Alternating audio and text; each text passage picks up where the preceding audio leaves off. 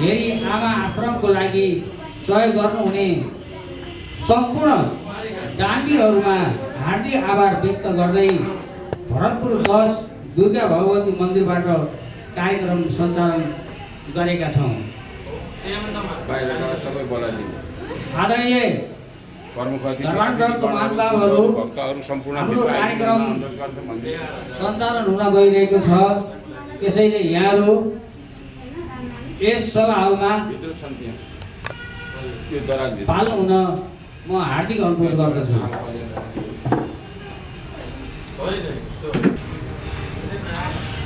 श्रीमद् भागवत महायज्ञको यो 15 दिने कार्यक्रमलाई औपचारिकता दिनको निमित्त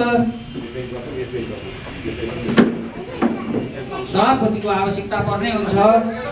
त्यसैले यस कार्यक्रमको सभापतिको आसन ग्रहण गरिदिनु हुन श्री भोजराज नेउपानेज्यूलाई म हार्दिक अनुरोध गर्दछु। भोजराज नेउपानेज्यू।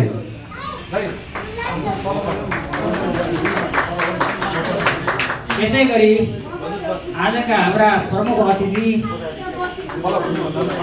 राष्ट्र निर्माण विकास निर्माणका अभियन्ता, समाजका इन्जिनियर, माननीय सभासद श्री विष्णु प्रसाद लामिछानेज्यूलाई आजको प्रमुख अतिथिको आसन ग्रहण गरिदिनु हुन अनुरोध गर्छु। यसै गरी गण्डकी नारायणी संरक्षण महाआरती परिषद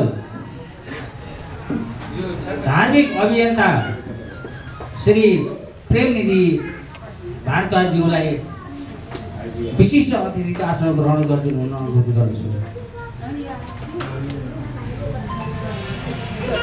त्यसै गरी महेश आश्रमका प्राचार्य नारायण नेउपानेज्यूलाई भागवत वाचकको आसन ग्रहण गरिदिनु हुन अनुरोध गर्दछु।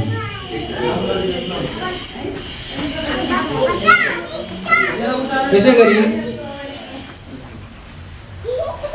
अतिथिको आसन ग्रहण गरिदिनु हुन बुद्धिसागर भण्डारीज्यूलाई हार्दिक अनुरोध गर्दछु। बुद्धिसागर भण्डारीज्यू। अतिथिको आसन गरिदिनु हुन पण्डित लालमेघी पौडेलज्यूलाई अनुरोध गर्दछु। त्यसै गरी अतिथिको आसन ग्रहण गरिदिनु हुन दुर्गा भगवती मन्दिरका लालमेघी पौडेलज्यू।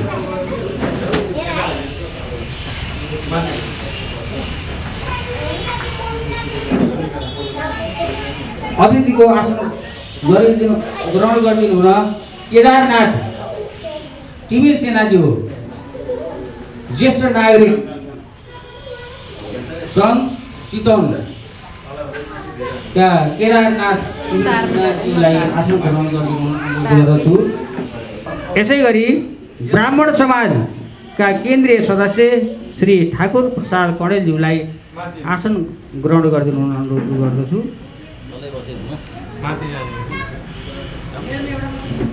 यसै गरी हरिहर धार्मिक प्रतिष्ठान सेवा घुमारीघाट शाखाका अध्यक्ष श्री रामचन्द्र लामिछानेज्यूलाई अतिथिको आसन ग्रहण गरिदिनु अनुरोध गर्दछु। यसै गरी पत्रकार महासङ्घ नवलपुरका केन्द्रीय प्रतिनिधि श्री गोविन्दराज लामिछानेज्यूलाई आसन ग्रहण गरिदिनु हुन अनुरोध गर्दछु। यसै गरी सञ्चालक समितिका सदस्य श्री भरत पाण्डेज्यूलाई आसन ग्रहण गरिदिनु हुन अनुरोध गर्दछु। यसै गरी धार्मिक अभियन्ता श्री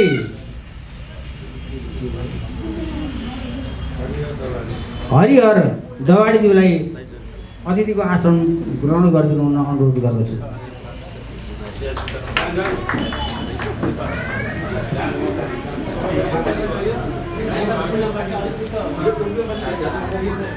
सभापति विशिष्ट अतिथिज्यूहरूलाई ब्याज वितरण गरिदिनु हुनको निमित्त दिपा अर्यालज्यूलाई अनुरोध गर्दछु।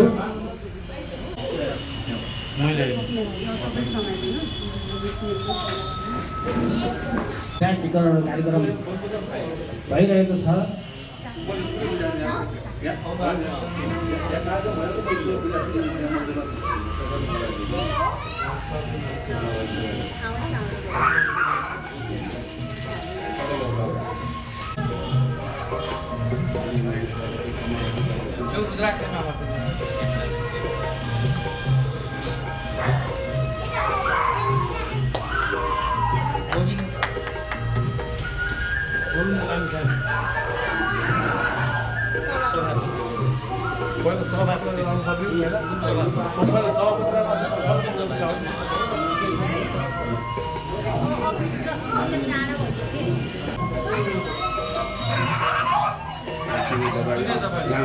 मालिकाकै हुन्छ, मालिका नै हो, त्यो देवाडी मालिकै हो।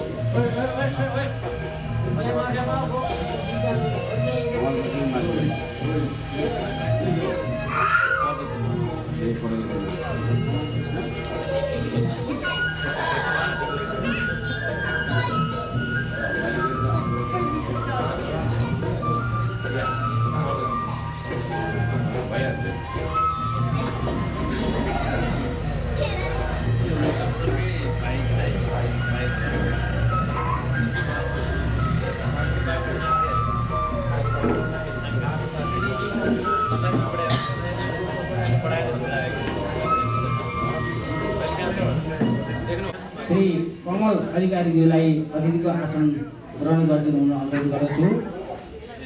यसै गरी सूर्य गवाडीज्यूलाई अतिथिको आसन ग्रहण गरिदिनु हुन अनुरोध गर्दछु। यसै गरी अतिथिको आसन ग्रहण गरिदिनु हुन कमल कृष्ण बस्याल प्रगति नगरबाट आउनुभएको छ, उहाँलाई पनि अतिथिको आसन ग्रहण गरिदिनु अनुरोध गर्दछु। यसै गरी सागर बस्याल जो भरतपुरबाट आउनुभएको छ, उहाँलाई पनि आसन ग्रहण गरिदिनु अनुरोध गर्दछु।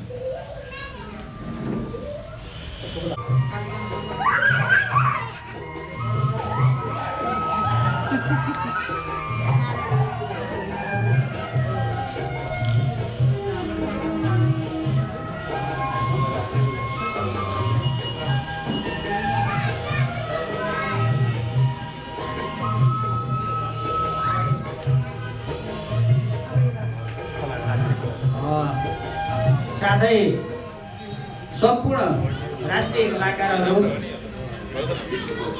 लगायत कालिका टिभी काजी सविता महतोज्यूलाई पनि अतिथिको आसन ग्रहण गरिदिनु हुन म अनुरोध गर्दछु। अतिथिज्यूहरूको स्वागत गरिसकेपछि अब हामी स्वस्ति वाचन कार्यक्रम जाँदैछौँ। यहाँहरूलाई थाहै छ सरकारको कुनै पनि कार्यक्रम गर्दा राष्ट्रिय गानबाट सुरु हुन्छ। शहीदको भन्दा अगाडि हामीले स्वस्ति वाचन कार्यक्रम रहेको छ। स्वस्ति वाचन गरिदिनु हुन कमल बस्यालज्यूलाई म अनुरोध गर्दछु।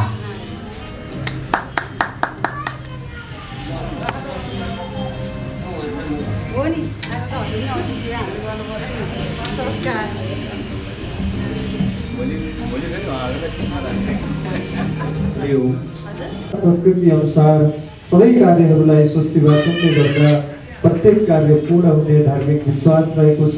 त्यसकारण सबैजना आफ्नो स्थानबाट उठेर दीप प्रज्वलन गरी प्रमुख अतिथिद्वारा यस स्वस्ति वाचनको ध्वनि सुरु गर्न गइरहेको छु। जय श्री राधे।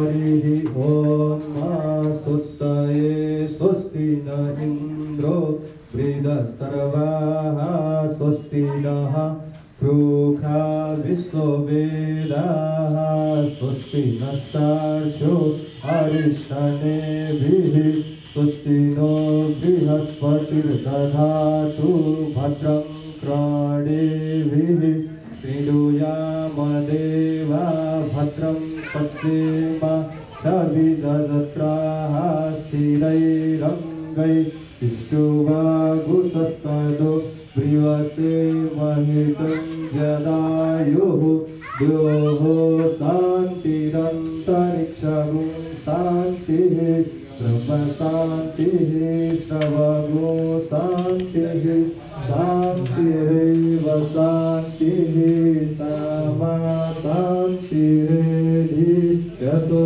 जनः अमिहते ततो नो अभयं कुरुः सन्न्यः गुरुप्रजाभ्यो भयन् पशुभ्यः ॐ शान्तिः शान्तिः शान्तिर्भवतु। हरि ओम तत्सत्। कमल प्रसादज्यूलाई अब हाम्रो आजको कार्यक्रम यस श्रीमद् भागवत महायज्ञ कार्यक्रम समारोहका प्रमुख अतिथि श्री विष्णु प्रसाद लामिछानेज्यूबाट श्रीमद् भागवत महायज्ञको समूह उद्घाटन गरिदिनु हुन म हार्दिक अनुरोध गर्दछु।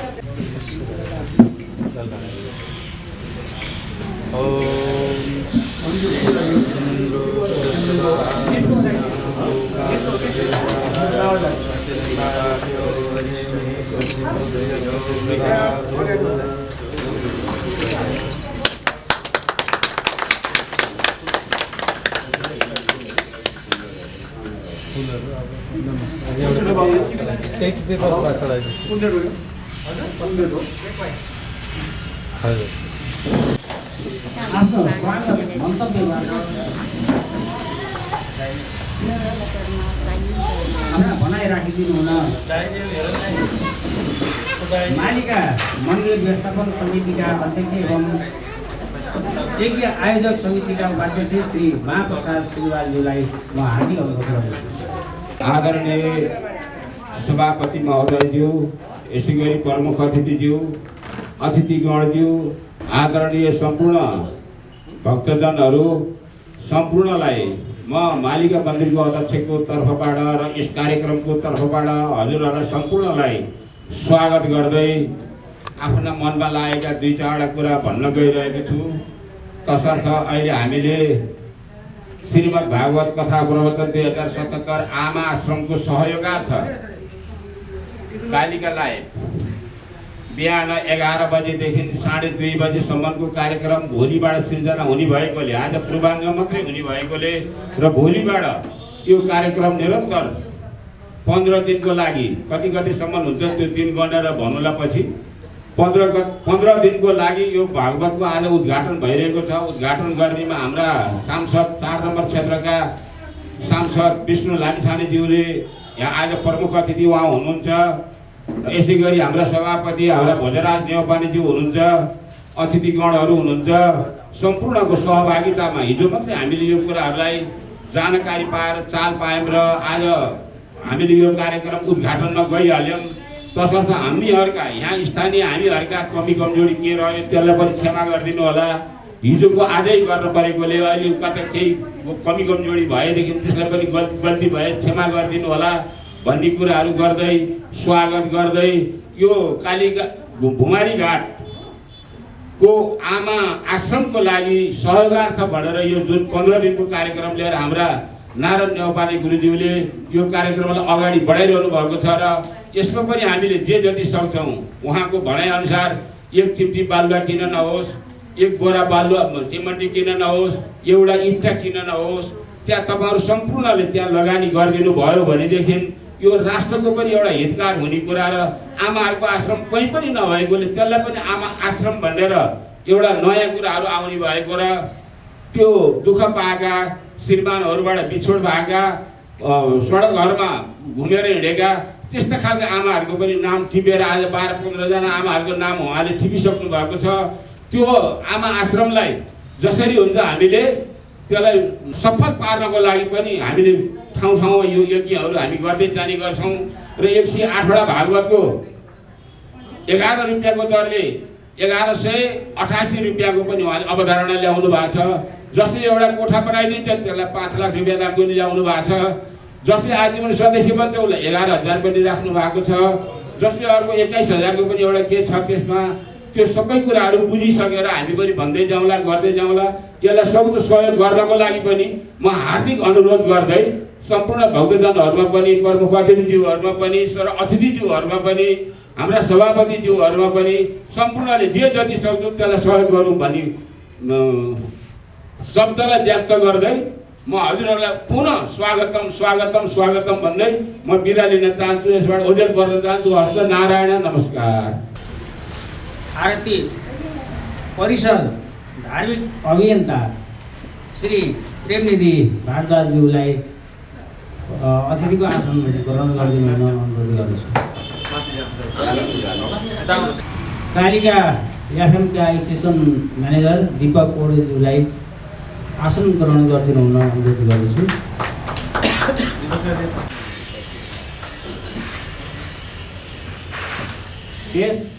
श्रीमद् भागवत महापुराण एवं महागीतिको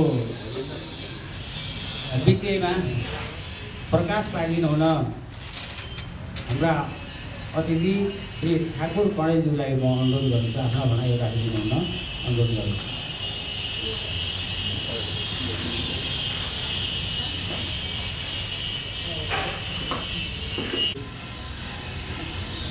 अत्यन्तै धार्मिक व्यक्तित्व, त्यसै गरी हाम्रा अति विद्वान विभूषित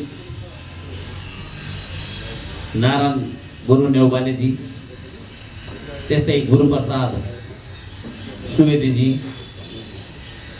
हाम्रा आँखाका नानीहरू, हाम्रो मुटुका धड्कनहरू, धार्मिक क्षेत्रमा अत्यन्तै लागिरहेर हाम्रा आशाका केन्द्र बन्नुभएका, त्यस्तै विभिन्न सङ्घ संस्थाबाट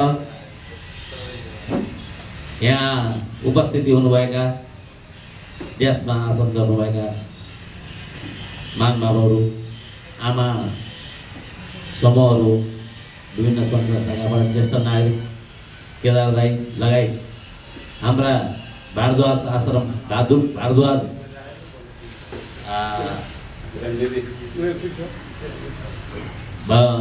निधिजीलाई हाम्रो धार्मिक क्षेत्रमा अत्यन्तै रुचि जाँगर, हजुरहरू सबैलाई अवगत भएकै कुरा, आफू एक्लैले नारायणीको किनारमा दैनिक आरती चलाएका कति भइसके। हामीले के कस्तो सहयोग गरेनौँ, उहाँले निरन्तरता दिनुभएको छ। अति लगनशील धार्मिक व्यक्तित्व, सबैलाई नमन गर्न चाहे र मेरो समयको अति अभावले मैले नारायण गुरुजीलाई क्षमा मागेर म अलिकति छिटो हिँड्नुपर्ने भएको भएर मलाई यहाँ बोलाइदिइ पनि हाल्नुभयो र मलाई यो विशेष सारा कार्यक्रमहरू त मलाई त्यति थाहा थिएन। यहाँ आएपछि सुने हुमारी घाटमा आमा आश्रम बनाउने सिलसिलामा हामीले यो आर्थिक सङ्कलनको लागि पनि हामी भावना गर्दैछौँ। कतै कतै मलाई त सहयोग त आफ्ना ठाउँमा जे जस्तो यसले माहौल बनाउँछ त्यो अनुसार म तपाईँहरूको साथमा रहने नै छु।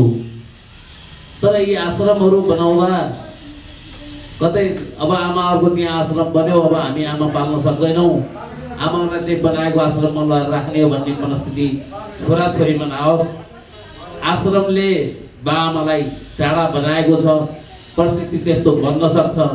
यदि आश्रमै भएन भने जन छोराछोरीकै काखमा आमा रहन सक्नुहुन्छ। मलाई त्यस्तो पनि विचार लाग्छ। हामीले आश्रम बनायौँ भने त्यो हाम्रै आमा गएर बस्ने आश्रम हामीले बनाएका हौँ भन्ने मनस्थितिले आमालाई टाढा पुर्याउन पनि सक्छ।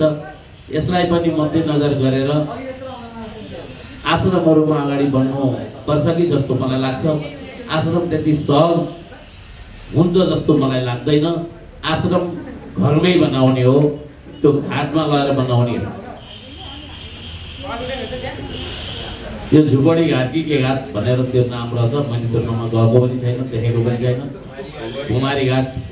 त्यस कारणले हामी यदि छोराछोरी धार्मिक क्षेत्रमा लाग्ने हो, आमाहरूको आश्रम यदि बनाउने हो भने हामीले आफ्नै निवासमा आश्रम बनायौँ भने अरू बुद्धिमानिता हुन्छ। तर त्यो घाटलाई अथवा त्यो हुनसक्छ अथवा कतै हुनसक्छ, त्यो अहिले प्रशस्त मात्रामा देखिएको छ, भोगिएको छ। मैले के गर्ने गरेको छु भने मेरो परिवारमा जस्तो पनि त्यो जन्मदिन आउँछ, बर्थडे मनाउने भनेर सारा कुराहरू गर्छ। तर त्यो दिनमा हाम्रो परिवारबाट जसको जे परे पनि हामी त्यो देवघरमा जाने गरेका छौँ, आश्रममा जाने गरेका छौँ, देखेका छौँ। हजुरको छोरा कहाँ छ भन्दा डाक्टर छ, हजुरको छोरा कहाँ छ इन्जिनियर छ, हजुरको छोरा कहाँ छ विदेश छ। आमाले त्यहाँ दुःख पाएको देख्छौँ। त्यो हामी कति दिन गएर, कति दिन माया गरेर, कति दिन के खुवाएर के ल्याएर हामीले माया दिन सक्छौँ र त्यो जहाँ छोराछोरीले जे व्यवहार बाबामाथि गर्ने हो भने वास्तवमा आश्रमको जरुरी पर्दैन। मलाई त्यस्तो विचार लाग्छ, आफ्नो आफ्नो विचार हो।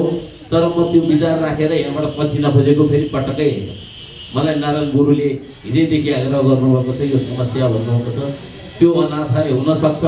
त्यस्तो घरमा राख्न बस्न नसक्ने एकल महिला वृद्ध भएको, त्यसले पनि स्याहार सुसार पाओस्, कसैको निरीक्षणमा रहोस्, त्यसले घाटोमा दुःख नपाओस्, त्यस्तो आश्रम होस् भन्ने विचार होला। त्यसमा मेरो सहयोग रहनेछ। त्यसको अब हाम्रो नारायण गुरुजीले कस्तो माहौल ल्याउनुहुन्छ, यहाँको समितिले कस्तो माहौल ल्याउँछ, हाम्रो आजको प्रमुख अतिथि हुनुहुन्छ हाम्रो प्रदेश सांसद, उहाँले कस्तो माहौल ल्याउनुहुन्छ, त्यसमा म पनि के कता सिमेन्टी इँटा ढुङ्गा एक थप्न म तयारी रहेर म पछाडि नपर्ने वचनबद्धता राख्दै म उहाँ तपाईँहरूको सम्पर्कमा रहँदै गरेर आज यहाँबाट बिदा हुन्छु। हस्त धन्यवाद। जय नेपाल। सभापति महोदय, प्रमुख अतिथि माननीय सभासद भाइ विष्णु लामिछानेज्यू, मञ्चमा आसीन सम्पूर्ण विशिष्ट गुरुहरू, गुरु नारायण कृष्ण मेहुकर्णीज्यू र यो कार्यक्रमलाई सफल पार्नको लागि यहाँ उपस्थित हुनुहुने सबै अतिथिज्यूहरूलाई सर्वप्रथम म नमस्कार गर्न चाहन्छु।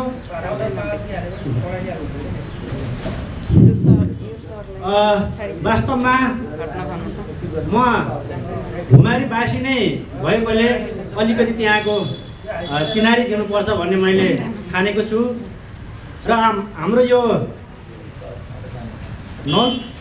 पहिला पूर्वी पाल्पाबाट छुट्टिएर नवलपरासी जिल्लाको उत्तरी भागमा एउटा पहाडी भागमा अवस्थित यो बुलिटार गाउँपालिका वडा नम्बर 6मा अवस्थित यो घुमारी घाट, यो वास्तवमा एउटा देवकुण्ड छ। त्यहाँ गएर जसले हेर्नुहुन्छ त्यहाँ वास्तवमा यो एउटा भगवानको अवतारी त्यहाँ एउटा प्रकट भएको एउटा अनुभूति हुन्छ। वास्तवमा एउटा किम्वदन्ती अनुसार कामधेनु गाई त्यो घुमारी घाटमा ब्याएर बसेको र त्यसै बखतमा काली गण्डकी घुम्दै आउँदाखेरि गाईले मलाई बगाउन हुँदैन, के गर्नुहुन्छ भनेर भन्दाखेरि नदीले गाईलाई जोगाएर घुमेर गएको हुनाले एउटा घुमारी घाट र त्यहाँ अहिले पनि गाई र बाछीको जुन एउटा अङ्कित त्यहाँ पाइलाहरू छ, हामीले त्यसलाई संरक्षण गरिराखेका छौँ। र पहिला त्यस ठाउँमा दाहिने शङ्ख पनि बज्ने गरेको हामीले बुढापाकाहरूबाट हामीले सुन्ने गरेका थियौँ। वास्तवमा एउटा भगवानको जुन अवतार लिएर त्यस ठाउँ बनेको हो, त्यसलाई पनि राष्ट्रले एउटा ओझेलमा पारेकै हो। वास्तवमा हामी यो विभिन्न जिल्लाहरूको कटौती गर्ने क्रममा हाम्रो त्यो ठाउँ अत्यन्त ओझेलमा परेको थियो र त्यहाँ विभिन्न कालखण्डमा विभिन्न किसिमका गुरुहरू पनि त्यहाँ उपस्थित हुनुभयो र कसैले हामीले यो गर्छौँ त्यो गर्छौँ आदि कुराहरूको हामीलाई त्यहाँ आश्वासन पनि दिनुभयो र हाम्रो त्यो अलिकति अब गरिबी अवस्थाको समाज हुनाले हामीले त्यहाँबाट आर्थिक सङ्कलन गर्न सक्ने अवस्था थिएन र पछि गएर हामीले एउटा मेरो भाइ नै त्यस ठाउँको एउटा नेता प्रतिनिधि भएको कारणले 2-4 लाख रुपियाँ 8-10 लाख रुपियाँ त्यहाँ पारेर त्यो विकासको क्रममा हामीले केही मन्दिरहरूको निर्माण गर्ने हामीले शुभारम्भ गऱ्यौँ र गाउँपालिकाले पनि अहिले करोडको लगानीमा चाहिँ एउटा राधा कृष्णको मन्दिर त्यहाँ निर्माण गरिरहेको छ र गाउँपालिकाले अहिले विशेष रूपमा त्यसलाई धार्मिक रूपमा लिइरहेको छ र एउटा भगवान्ले नै भन्छु मैले हाम्रो नारायण कृष्ण न्यौपाने गुरुलाई त्यहाँ पठाइदिनु भएछ एउटा दुधको लिएर पठाइदिनु भयो र उहाँको त्यहाँ गइसकेपछि उहाँको विचारमा एउटा परिवर्तन भयो र यो घुमारीलाई एउटा मन्दिर लगायत अनाथ आमाहरूको एउटा आश्रम बनाउनुपर्छ है यहाँ भनेर उहाँले एउटा कुराकानी राख्नुभयो र हामी त्यहाँका वासीहरू पनि हामी अत्यन्त खुसी भयौँ र मैले त्यति बेला नै गुरुलाई भनेको थिएँ गुरु हामीले अन्य कुराहरूमा हामीले सहयोग गर्न हजुरलाई सक्छौँ र हाम्रो यो गरिबी ठाउँ छ किन भन्दाखेरि हाम्रो त्यहाँ 3 महिनादेखि 6 महिनासम्म मात्र खाना पुग्ने धेरै मानिसको बसोबास छ त्यसले गर्दाखेरि हामीलाई यहाँ आर्थिक जुटाउन गाह्रो छ भनेर मैले निवेदन गरेको थिएँ र गुरुले मैले सकेसम्म प्रयास गर्छु र हामी सबै मिलेर यहाँ केही गर्नुपर्छ एउटा अनाथ आमाहरूलाई एउटा वासस्थान दिनुपर्छ र मन्दिरहरू निर्माण गर्नुपर्छ यो वास्तवमा यो भगवान्को एउटा अवतार हो त्यसलाई हामीले हेर्नुपर्छ र मैले पनि पहल गर्छु र हजुरहरूले पनि पहल गर्नुहोस् यस्ता किसिमको एउटा आश्वासन दिनुभयो र त्यसैको सन्दर्भमा अहिले त्यहाँ एउटा जग्गा उपलब्ध गराएर त्यहाँ निर्माणाधीन कार्य हुन थालिसकेको छ र गुरुले दीप च्यानलदेखि लिएर विभिन्न कार्यक्रमहरू गर्दै आउनुभएको छ र यसको लागि गुरुलाई मैले धेरै धेरै धन्यवाद दिन चाहन्छु आभार व्यक्त गर्न चाहन्छु र उहाँको मनमा सधैँ भगवान्ले जाने बास बस्नुहुनेछ र उहाँको चित्त सधैँ त्यहाँ जाने लाग्ने हुनेछ भन्ने मैले एउटा आशा लिन्छु र यहाँ उपस्थित हजुरहरू सबैलाई मैले एकचोटि घुमारी हेर्नको लागि सबैलाई एउटा निमन्त्रणा गर्दछु किन भन्दाखेरि वास्तवमा त्यो काली नदी जुन एउटा भगवान्को अवतार लिएको छ यहाँ धेरै बयान गर्नुभन्दा हजुरहरूले प्रत्यक्ष रूपबाट देखेपछि नै त्यसको महत्त्व थाहा पाउनुहुनेछ वास्तवमा नारायण गुरुले केही न केही गर्न लाग्नु भएको हजुरहरूले भन्नुहुनेछ र त्यसको लागि मैले पुनः यहाँ सबैलाई त्यहाँ हेर्नको लागि उपस्थितिको एउटा निमन्त्रणा गर्दै यो सानो वक्तव्यबाट म बिदा हुन चाहन्छु हस्त धन्यवाद नमस्कार हामी जुनसुकै ठाउँमा बसेर पनि त्यो ऐतिहासिक स्थललाई सहयोग गर्ने जमर्को यहाँबाट हुनेछ भन्ने आशा पोख्दै यहाँबाट बिदा हुनुभएको छ र आज हाम्रो यस उद्घाटन कार्यक्रममा हाम्रो निम्तोलाई स्वीकार गरेर यहाँ पाल्नुहुने हाम्रा आजका प्रमुख अतिथि उहाँको समयको पाबन्दीले गर्दाखेरि यहाँ पनि उहाँलाई छिटो बिदा गर्नु परेको हुनाले म आजका हाम्रा प्रमुख अतिथि माननीय सभासद आमा आश्रमका बैशाखी समाज निर्माणका इन्जिनियर श्रीमान विष्णु प्रसाद लामिछानेज्यूलाई आफ्ना भनाइहरू राखिदिनु हुन अनुरोध गर्दछु। आश्रमका सभापतिज्यू आजको यस कार्यक्रममा उपस्थित पूज्य गुरुदेवहरू अन्य अतिथिज्यूहरू र उपस्थित सम्पूर्ण महानुभावहरू आज अत्यन्त खुसी लागेको छ। कुनै बेला एउटा सानो फुच्चे 8-9 वर्षको हुँदै गर्दा पिताजीको मुखारबिन्दबाट त्यो ठाउँको बारेमा केही कुराहरू सुनिसकेपछि यो ठाउँलाई पवित्र तीर्थस्थल बनाउनुपर्छ भनेर सङ्कल्प गरेको एउटा व्यक्ति, त्यही बच्चाले त्यति बेला गरेको सङ्कल्प त्यसैलाई पुरा गर्नको लागि एउटा त्यहाँ कार्यक्रम भएको छ। मलाई स्मरण छ, यहाँहरूको बिचमा म हुँदै गर्दा म त्यही ठाउँमा जन्मिएको मान्छे, त्यही ठाउँमा हुर्केको मान्छे, त्यो पवित्र माटोसँग खेलेको मान्छे। अलिकति घुमारीको बारेमा म सानै छँदा हामीलाई पिताजीले भन्ने गर्नुहुन्थ्यो। पिताजी आफै पण्डित, म पिताजीलाई स्मरण गर्न चाहन्छु, सम्मान व्यक्त गर्न चाहन्छु। यति बेला संयोगले जुटेको छ, यहाँ पूज्य गुरुदेवहरू मेरो सामुन्ने हुनुहुन्छ। एकजना होइन, धेरै गुरुहरू म हार्दिक नमन गर्न चाहन्छु र ईश्वरप्रति कृतज्ञता व्यक्त गर्न चाहन्छु। हो, त्यही केटो थिएँ म जसले आफू 8-9 वर्षको हुँदा त्यो घुमारीलाई तीर्थस्थल बनाउनुपर्छ भनेर सङ्कल्प गरेको थिएँ। आज कहीँ कतै साकार भएको छ। मलाई त्यति बेला लाग्थ्यो वास्तवमा म यसरी सामाजिक जीवन बिताउँछु भन्ने पनि त्यो बेलामा मलाई लागेको थिएन। म पुरै आध्यात्मिक चिन्तनतिरै हुन्छु भन्ने थियो। तर परिस्थितिले मलाई पल्टे फेर्यो, म यहाँसम्म आइपुगेको छु। घुमारी आफैमा महत्त्वपूर्ण तीर्थस्थल, आफैमा महत्त्वपूर्ण ठाउँ भनिन्छ। त्यो ठाउँमा स्वयं लक्ष्मीले बास गर्नुभएको छ। त्यो हेर्दै घडा जस्तो देखिन्छ, कलश जस्तो देखिन्छ, लक्ष्मीको घडा हो त्यो भन्ने भनाइन्छ। कामधेनु क्षेत्र हो त्यो। कामधेनुको अहिले पनि त्यहाँ मन्दिर छ, हामी पाइला देख्न सक्छौँ।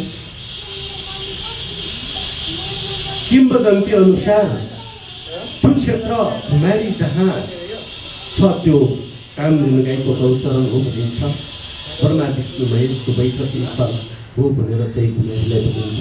हाम्रा अग्रजहरूले भन्ने गर्नुहुन्थ्यो, लक्ष्मी पूजाको दिन राति जहिले पनि त्यहाँ शङ्ख बज्ने गर्थ्यो अरे। त्यसैले त्यहाँ कोही दाहिने शङ्खको स्थान छ भनेर पनि त्यो ठाउँलाई भनिन्छ।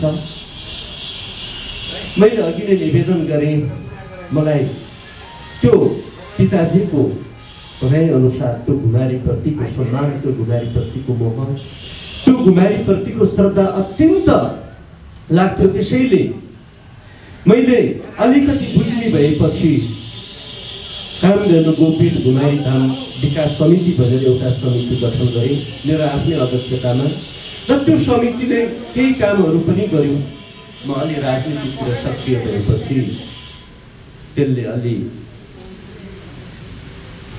महत्त्व पाएन चाहिँ नभनौँ, तर गरेका छौँ हामीले त्यहाँ मन्दिरको ठाउँ बनाउने भनेर चाहिँ भनेका छौँ। एउटा सङ्कल्प गरेका छौँ। नारायण गुरु, आदरणीय पूज्य नारायण गुरुदेवले त्यो वास्तवमा त्यो जग्गा पनि पहिला त्यो कामधेनु गोपीठ घुमारी धाम विकास समिति त्यो पुरै त्यो एउटा मन्दिर, यहाँहरूलाई मैले जानकारी गराउँ, एउटा मूल मन्दिर छ त्यहाँ हामीले त्यसरी बनाएको, र त्यही मन्दिर अन्तर्गत नै त्यो सबै जग्गा भन्ने थियो। पूज्य गुरुदेव त्यहाँ केही गर्छु भन्नुभयो, काम गर्नेलाई ठाउँ दिनुपर्छ भन्ने मान्यता हो। हामी सल्लाह गऱ्यौँ। साँच्चै नै भगवानको सेवा गर्ने, भगवानको भक्ति गर्ने ठाउँ, त्यो पवित्र ठाउँ भनिन्छ। त्यो ठाउँमा गएर श्राद्ध मात्रै गर्यो भने पनि पितृहरू अत्यन्त खुसी हुन्छन् भन्ने भनाइ छ। धेरै व्यक्तिहरू त्यहाँ श्राद्ध गर्न जाने गर्नुहुन्छ घुमारी घाटमा। त्यो पवित्र ठाउँलाई केही गर्छु भनेर बडा उत्साहका साथ, बडा सङ्कल्पको साथ पूज्य गुरुदेव त्यहाँ पुग्नु भएको छ। म अन्य गुरुदेवहरूलाई पनि म निमन्त्रणा गर्न चाहन्छु। त्यो पवित्र ठाउँ, त्यो घुमारी घाटमा, घुमारी धाममा वास्तवमा तपाईँ हामी सबै मिल्यौँ भने हामी धेरै गर्न सक्ने परिस्थिति छ। गुरुदेवले सङ्कल्प गर्नु भएको छ। त्यहाँ आमा आश्रम बनाउने धेरैलाई शङ्का छ, कतै साँच्चै नै अघि हाम्रा पूर्ववक्ताले भने जस्तै कतै अब सबैका आमाहरू त्यहीँ गएर थन्किने परिस्थिति त बन्दैन भनेर होइन, त्यो पटक्कै होइन। हामीले त्यसमा पनि सल्लाह गरेका छौँ, हामीले बुझेका छौँ। त्यहाँ दुई किसिमका व्यक्तिहरूको उपस्थित रहन्छ। एउटा साँच्चै नै जसको कोही छैन, ती हाम्रा आमाहरू जसको कोही छैन, जसको सेवा गर्ने कोही छैन, अहिले पनि अलपत्र पसेर बसेका हामी दर्शनका कुराहरू छाँटेर भएन। हाम्रा आमाहरू अहिले पनि अलपत्र अवस्थामा धेरै हुनुहुन्छ, खान नपाएर भोक भोकै धेरै हुनुहुन्छ। त्यस्ता आमाहरू, जो आमाको कोही छैन, हामी छोरा भएर उहाँहरूको सेवा गर्ने अवसर प्राप्त होस् भन्ने हामीले चाहेका छौँ।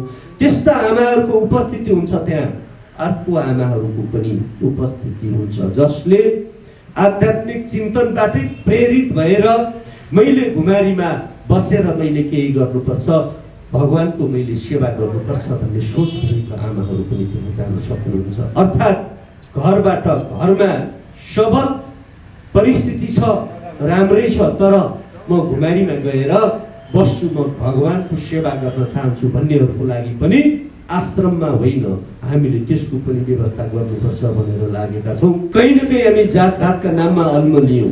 उही हिन्दू धर्म मान्ने, उही शिवलाई मान्ने, उही विष्णुलाई मान्ने, उही रामकृष्णलाई मान्ने, ऊ तल्लो जात भयो जसले छोडेको हामीले नचल्ने थियो। र जसले हाम्रा ती भगवानलाई मान्दैन, हामीले जे गर्छौँ ठिक उल्टो गर्छ, उसलाई हामीले चाहिँ सम्मान साथ भान्सामा लगेर खुवाउने थियो। त्यसैले संस्कार सिकाऊ। जसलाई हामीले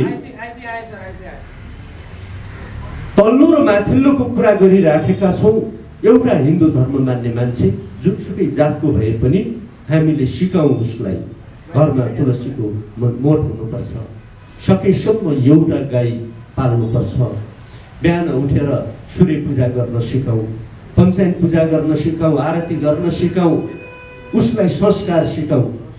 स्नान नगरिकन खान हुँदैन भनेर सिकाउँ, सडे गलेको खान हुँदैन भनेर सिकाउँ।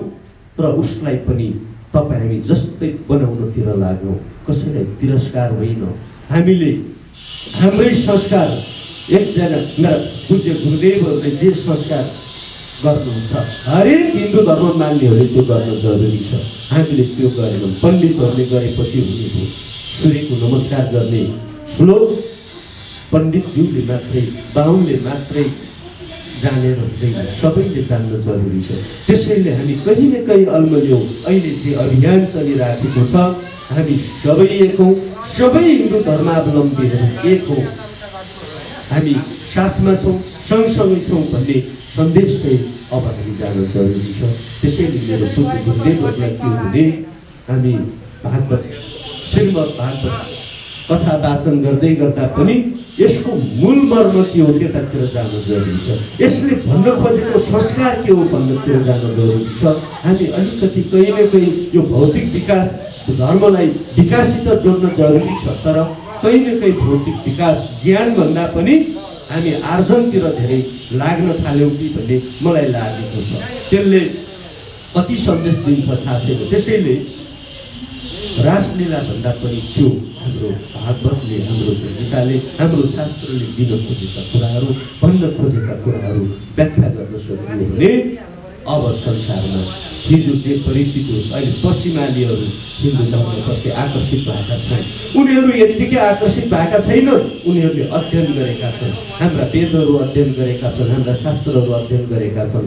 उनीहरू अध्ययनको आधारमा विश्वमा सबैभन्दा उत्कृष्ट धर्म भनेको हिन्दू हो भन्ने उनीहरूले बुझे, त्यसकारण आकर्षित भएका छन्। हामीले त्यो बातमा सूचना गर्न सक्नुपर्छ। मैले धेरै समय लिएँ यहाँहरूको, म क्षमा पनि माग्न चाहन्छु। पूज्य गुरुदेवहरूको धेरै कुराहरू, आशीर्वचनहरू सुन्न पर्ने परिस्थिति थियो। मेरो अर्को कार्यक्रम 2 बजे अर्को कार्यक्रम भएको हुँदा म यहाँको बिचमा रहन सकिनँ, बसिरहन सकिनँ। म क्षमा माग्दै फेरि पनि यस्ता कार्यक्रमहरूमा म आफू उपस्थित हुने प्रतिबद्धता व्यक्त गर्छु। जहाँसम्म घुमारीको कुरो छ, त्यो त मेरो मन्दिर हो, त्यो मेरो ठाउँ हो, त्यो मेरो मुटु हो। त्यसैले सुरुवात हामीले गरिसकेका छौँ। म आफू सधैँ त्यो घुमारीको प्रगतिको कामनासहित हिँडेको हुँदा मेरो सबै जति बेला पनि सहयोग गर्ने प्रतिबद्धता व्यक्त गर्दै नारायण गुरुजीले जुन सङ्कल्प गर्नुभएको छ पूज्य गुरुदेवज्यूले, त्यो सङ्कल्प उहाँको मात्रै सङ्कल्प होइन, त्यो नजिकै रहेको तीर्थस्थल हाम्रो यहाँबाट धेरै टाढा छैन घुमारी घाट, त्यो सङ्कल्प पूज्य गुरुदेव नारायण न्यौपानेज्यूको मात्र होइन, त्यो सङ्कल्प हामी सबैको।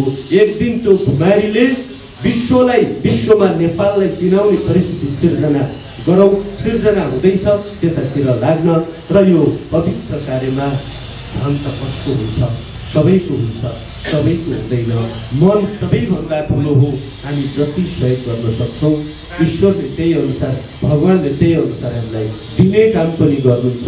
त्यसैले सहयोग गर्दा फराकिलो मन गरेर सहयोग गर्नको लागि म सबैसँग हार्दिक अपिल गर्दै बिदा हुन्छु। धन्यवाद। जय हिन्द। धर्मेण हन्यते ग्रहः धर्मेण हन्यते कष्टं यतो धर्मस्ततो जयः धर्म एव हतो हन्ति धर्मो रक्षति रक्षितः तस्मात् धर्मो न हन्तव्यो मानो धर्मो हतो बधिते। कार्यक्रम का सभापति, प्रमुख अतिथि, प्रमुख वक्ता र विभिन्न क्षेत्रबाट पाल्नुभएका सम्पूर्ण महनीय व्यक्तित्वहरू सबैलाई म हार्दिक वन्दना टक्राउँछु। मलाई लाग्छ हिजो मात्रै हो मलाई आदरणीय नारायणजीले फोन गरेर अति मिठो शैलीमा आदेशात्मक अनुरोध गर्नुभयो। अलि कडै अनुरोध थियो। कार्यक्रममा हिँड्दा अलि अचल अल्छी लाग्न थालेको छ। पहिले पहिले प्रवचन मायक र मुख भेट भएपछि छुट्दै नछुट्ने बानेको पनि हो। म अचल अलि कम हुन खोजेको छु, तर उहाँको धेरै आग्रह भएपछि आएँ। अल्छी मान्दै आएँ। मन्दिरको परिसरमा भित्र छिर्दा 2-4 जना मान्छे बाहिर बस्नुभएको झन् अल्छी लाग्यो। मञ्चमा यसो पछाडिपट्टि बस्दै गर्दा पनि अल्छी नै लाग्यो। मेरो अनुहार कतै हेर्दै गर्नुभएको भए म त्यति जाँगरसँग बसिरहेको थिइनँ। जब मैले बिस्तारै घुमरी घाट र कृष्णा गण्डकीको तट हो भन्ने सुने, त्यसपछि मेरा हृदयभित्र धेरै भावनाहरू पलाए। अनि नआएको भए म ठगिने रहेछु जस्तो लाग्यो। जुन घुमरी घाटको सम्बन्धमा मैले चित्र देखेको थिएँ, तर यो कहाँ होला भनेर मनमा उत्सुकता थियो। केही क्षेत्र अब धार्मिक क्षेत्रको रूपमा विश्व सामु परिचित हुन थालेको रहेछ। यसमा निमित्त विशेष गरी नारायणजी हुनुहुँदो रहेछ। नारायणजीको लागि फेरि आत्मबल बढाइदिने भगवान विष्णु नै हुनुहुँदो रहेछ। मलाई ज्यादै खुसी लाग्यो। यस सन्दर्भमा मैले एउटा हुन त बोल्ने धेरै मनसाय थिएन, तर मनमा भाव पैदा भयो। जुन कृष्णा गण्डकीको मूल मुक्तिनाथ दामोदर कुण्ड, त्यो मुक्तिनाथ र दामोदर कुण्डबाट प्रवाहित भएकी कृष्णा गण्डकी जुन बाटो हुँदै जहाँबाट देवघाट अनि त्रिवेणी हुँदै अगाडि बगेकी छन्। यी कृष्णा गण्डकीलाई सायद सामान्य मानिसहरूले पानीको एउटा प्रवाह देख्छन् होला। कति मानिसहरू फोहोर फाल्ने ठाउँ पनि देख्छन् होला। तर त्यो एउटा नदी मात्र होइन, त्यो एउटा खोला मात्र होइन, त्यो एउटा पूर्ण सनातन संस्कृतिको उद्गम भूमि हो। वैदिक सभ्यताको प्रादुर्भाव भएको ठाउँ हो। अहिले यसरी गण्डकी सभ्यताको अध्ययन गर्ने छुट्टै चिन्तन अगाडि आएको छ।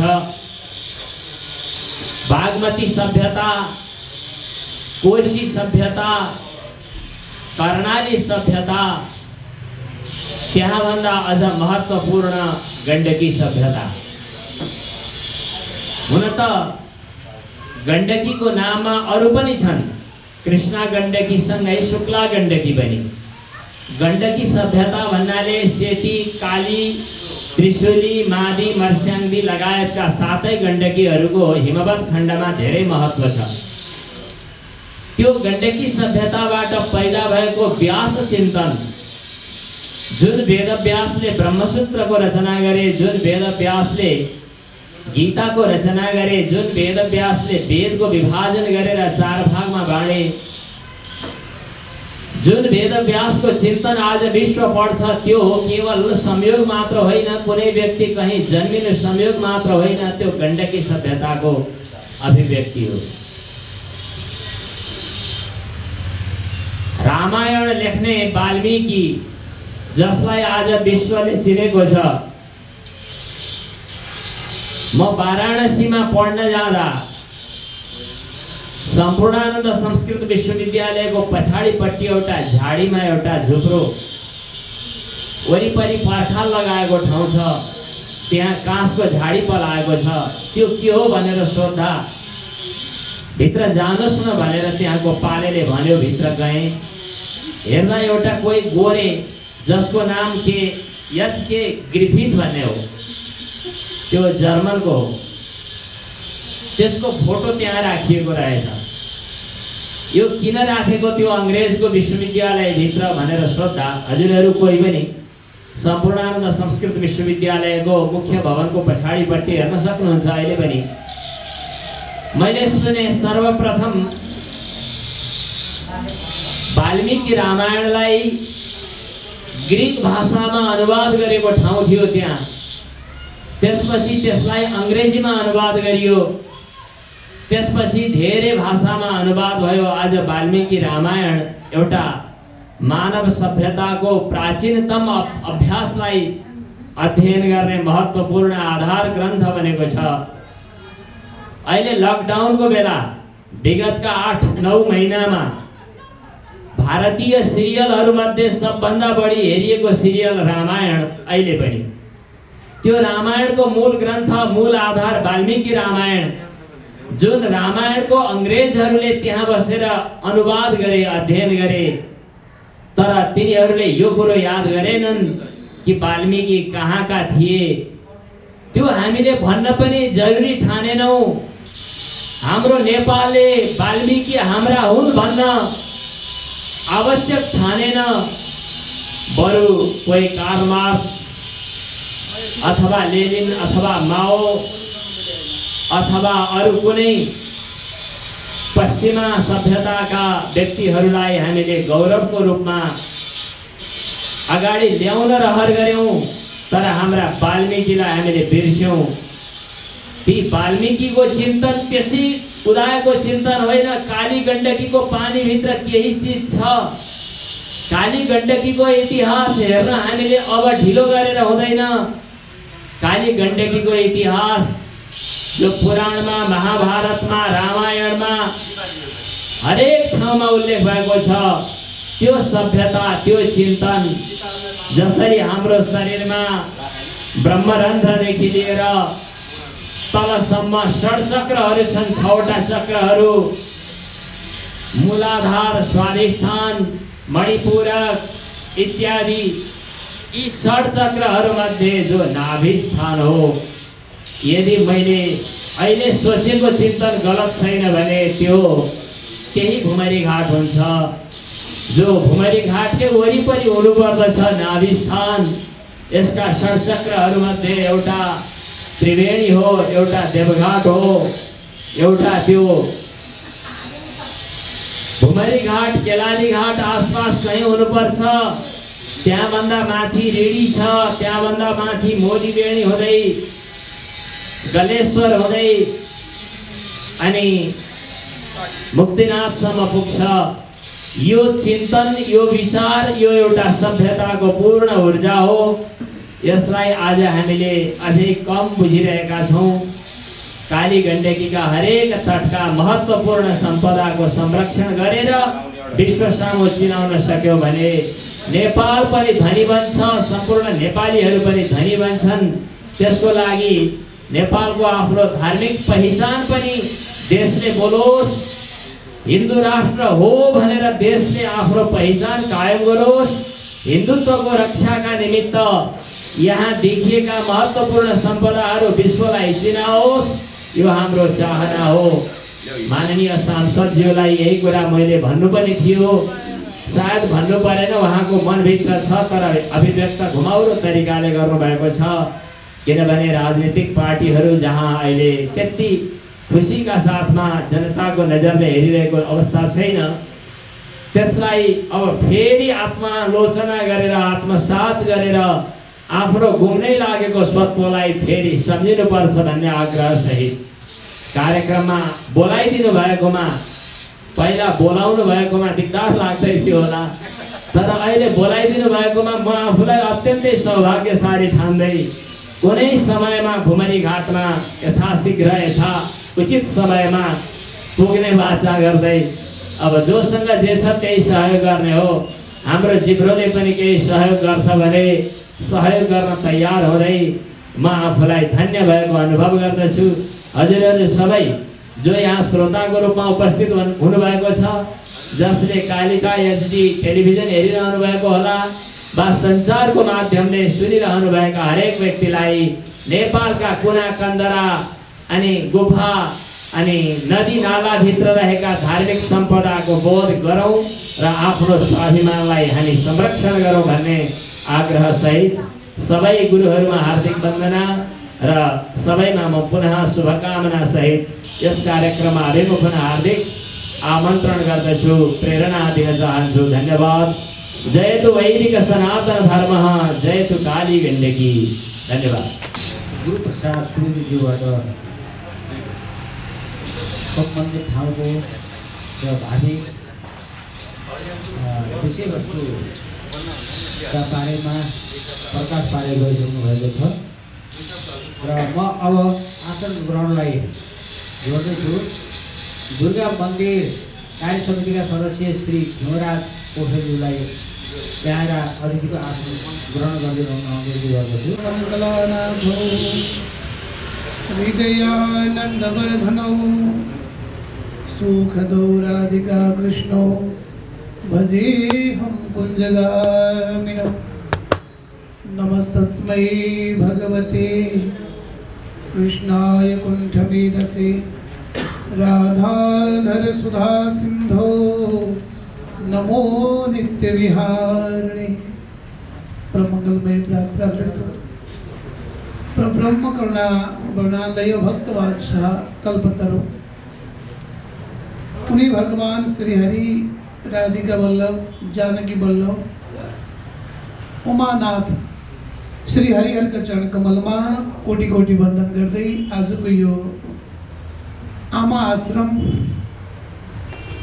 को सहयोगार्थ भरतपुर महानगरपालिका अन्तर्गत हाम्रो पवित्र पुण्य भूमि श्री कृष्ण गण्डकी को तट श्री दुर्गा मंदिर प्रांगण में आयोजना गरिएको समुद्घाटन सत्र को यो यात्रासँगै इस आमा आश्रम सहयोगार्थ श्रीमद् भागवत कथा ज्ञान यज्ञ का सभापतिज्यू एवं प्रमुख अतिथि तथा विशिष्ट अतिथिज्यूहरू एवं विद्युत गण्य गुरुदेवहरू र उपस्थित सम्पूर्ण हाम्रा पत्रकारज्यू एवं धार्मिक संस्थाबाट पाल्नु हुने यहाँ सम्पूर्णमा र यस कार्यक्रमका संकल्पकर्ता एवं व्यासाचार्य नारायण गुरुज्यू सबैमा कोटि कोटि वन्दन गर्न चाहन्छु। सबैमा राधे राधे।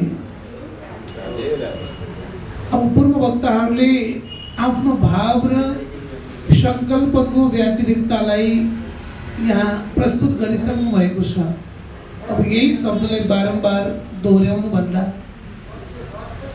समयसँगै पूर्ववक्ताहरूबाट जुन शब्दहरू हामीले सुन्यौं, वृद्ध आश्रम भन्दा पनि अब मन तर्सिँदै गइरहेको, अनाथ आश्रम भन्दा पनि मन तर्सित हुँदै गइरहेको र अहिले आमा आश्रममा पनि त्यो पहिला शब्द हाम्रो